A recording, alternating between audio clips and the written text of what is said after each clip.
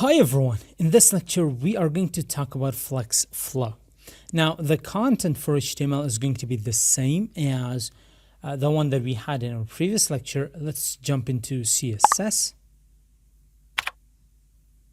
Now in the CSS, again we have the same kind of styles, but just let's go ahead and let's initiate the Flex context. So I'm going to say display Flex. So what is Flex Flow? Flex Flow property is actually a shorthand property. It is a shorthand for Flex Direction and Flex Wrap. So if you are intending to use both Flex Wrap and Flex Direction, and you want to avoid repeating like creating more lines of code than necessary, you could use Flex Flow.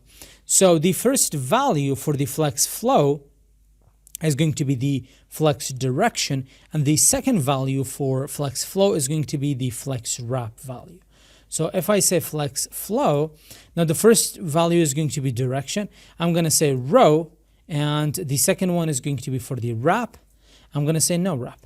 Now you might have guessed this. This is the default value for the Flex Flow. That is why when we set it, it doesn't change basically anything.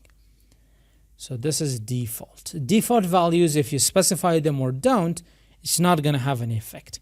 Now let's move on and let's take a look at a few combinations. So let's say we want the Flex Direction to be row, but we want the Flex Wrap to be set to wrap. This is what we are going to end up with. Let's change it to a column, and then we are going to say no wrap.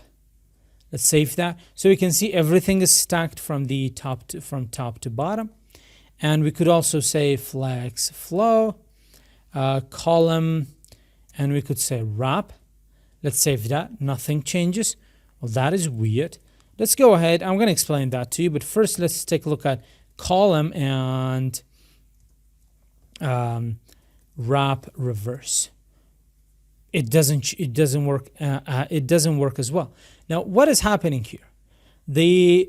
So before actually explaining to you what wrap, why wrap, no wrap, wrap, and wrap reverse, none of them have an effect on Flex Column.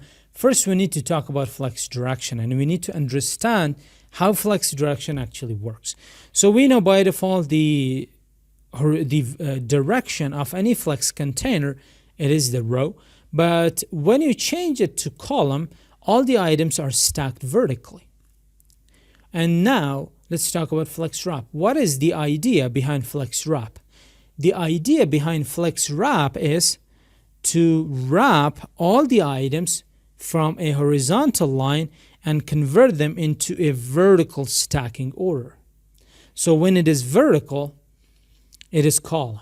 And when the Flex container's direction is already vertical, then why should the second vertical behavior has to work on it? It doesn't work on it, because the idea behind wrapping is to make it vertical. And when the container is already column, that's why it doesn't work on it. And that is why whenever we use Flex Direction column, we never use wrap. Because we use wrap to make everything stack vertically or in the column axis. When it is already column, then there is no need even to use that. You need to keep this in mind as well. So with this, our lecture comes to an end. Now, these lectures are going to be shorter for the most part. The reason for that is going to be that I want to create bite-sized lectures.